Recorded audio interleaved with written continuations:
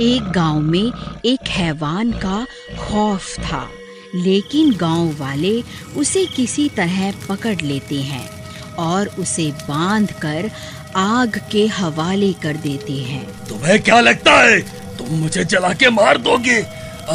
मैं नहीं मारूंगा, तुम मुझसे कभी पीछा नहीं छुड़ा पाओगे। फिर देखते ही देखते वह हैवान जल जाता है और कुछ देर में आग की लपटें भी शांत हो जाती हैं। फिर सब गांव वाले अपने अपने घर की ओर चल देते हैं। फिर आधी रात होते ही उस राख के ढेर में कुछ हलचल होती है और वह हैवान अपनी आंखें खोलता है। वो हैवान जाग उठता है। गाँव वालों, मैंने तुमसे कहा था ना, तुम मुझे नहीं मार सकते। उस हैवान का पूरा शरीर जल चुका होता है, वह खड़ा भी नहीं हो पा रहा होता है।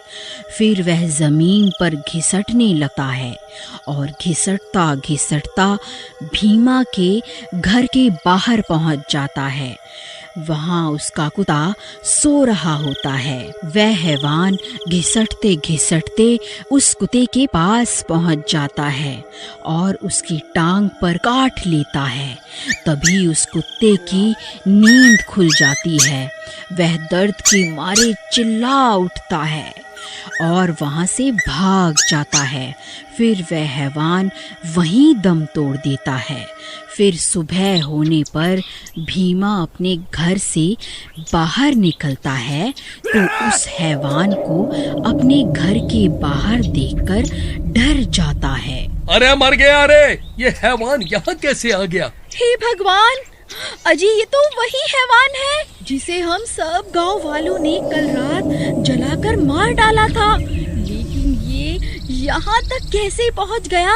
पता नहीं कविता, मुझे तो कुछ समझ नहीं आ रहा। आखिर ये वापस जिंदा कैसे हो गया? अजी हमारा कल्लू कहाँ गया? वह रात को यही सो रहा था, कहीं इस हैवान ने उसे खा तो नहीं लिया जी। हे भगवान, हे भगवान, मेरा कल्लू, ये नास मिटा हैवान उसे खा गया। हाय रे हाय। फिर भीमा कुछ गांव वालों के साथ मिलकर उस शैतान के शरीर को जंगल में गाड़ देते हैं। अजी मैं अपने कल्लू के बिना नहीं जी सकती। अरे कविता, तुम रोना बंद करो। हो सकता है हमारा कल्लू उस हैवान से बचकर भाग गया हो।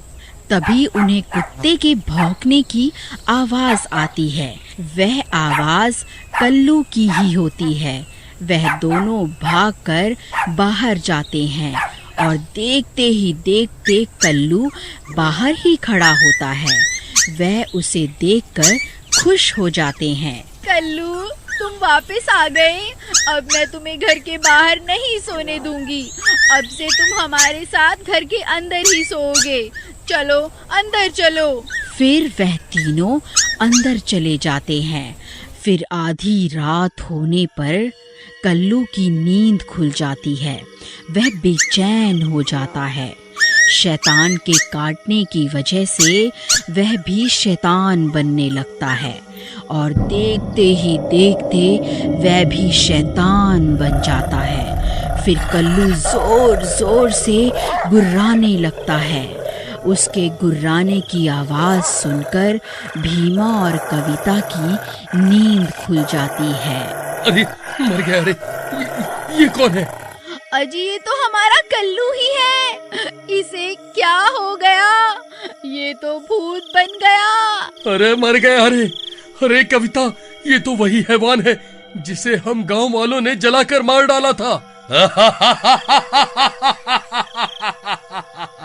गांव वालों, मैंने कहा था ना, तुम मुझे कभी नहीं मार पाओगे। मैं वापस जरूर आऊंगा। देखो, मैं लौट आया। अब कोई नहीं बचेगा। अरे भागो रे भागो, ये कुत्ता तो हैवान बन गया है। अरे भागो रे। फिर कविता और भीमा कल्लू को घर में बंद करके भाग जाते हैं। अरे भागो रे, अपनी जान बचाकर भागो गांव वालों, हमारा कल्लू तो हैवान बन गया है। हाय रे, हाय हाय हाय। फिर वह दोनों भागते भागते गांव के मुखिया के घर पहुंच जाते हैं और उसे जाकर पूरी बात बताते हैं। वहीं दूसरी तरफ वह हैवान घर में कैद होने की वजह से तड़प रहा होता है। गांव वालों, तुम मुझे ज्यादा देर तक यहाँ कैद नहीं कर पाओगे। मैं एक बार यहाँ से निकल जाऊं, फिर मैं किसी को जिंदा नहीं छोड़ूंगा। अरे ये सब क्या हो गया? यह कमबख्त शैतान वापस कैसे आ गया? भीमा, अगर वह शैतान तुम्हारे घर से बाहर निकलने में कामयाब हो गया तो अनर्थ हो जाएगा। हमें अभी के अभी चलना होगा। फिर सरपंच कुछ गांव वालों को अपने साथ लेकर वहां पहुंच जाता है। उस घर से बहुत तेज आवाजें आ रही होती हैं। वह शैतान बाहर निकलने के लिए तड़प रहा होता है। सरपंच जी, हमें शैतान को अभी के अभी जला के राख करना होगा। अगर ये बाहर निकल गया तो अब की बार हम इसे रोक नहीं पाएंगे। हाँ हाँ, रमेश सही कहता है।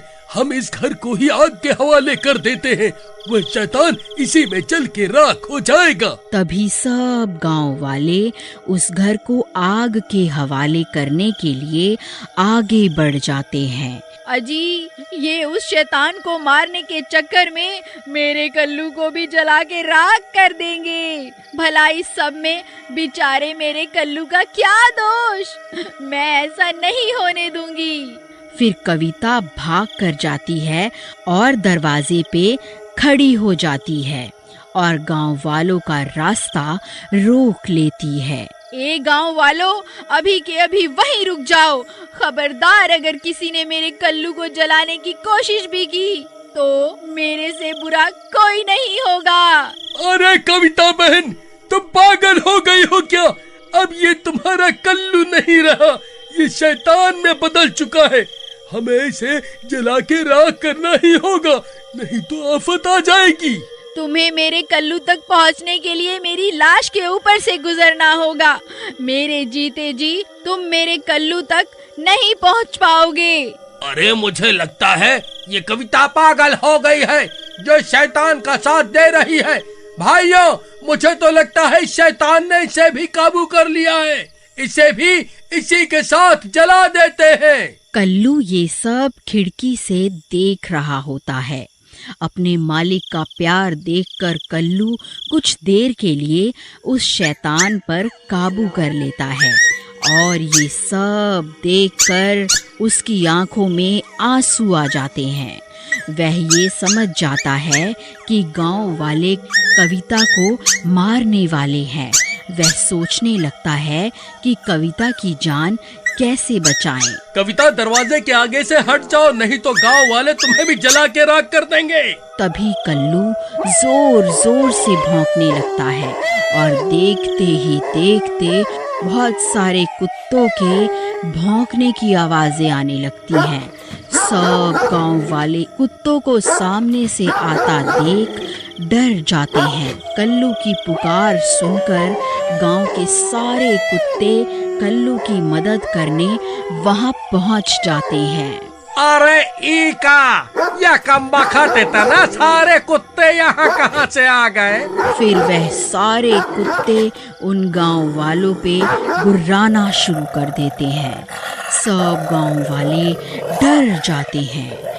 हे भगवान, तेरा लाख लाख शुक्र है, तूने इस बेजुबान की सुन ली। फिर उन कुत्तों की वजह से उन गांव वालों को पीछे हटना पड़ता है। तभी कविता घर का दरवाजा खोलकर कल्लू को आजाद कर देती है और कल्लू बाकी सारे कुत्तों के साथ मिलकर वहां से भाग जाता है और वह सब कुत्ते भागकर जंगल की ओर चले जाते हैं। कविता, ये तुमने ठीक नहीं किया। तुमने अपने कुत्ते की जान बचाने के चक्कर में पूरे गांव के लोगों की जान खतरे में डाल दी है।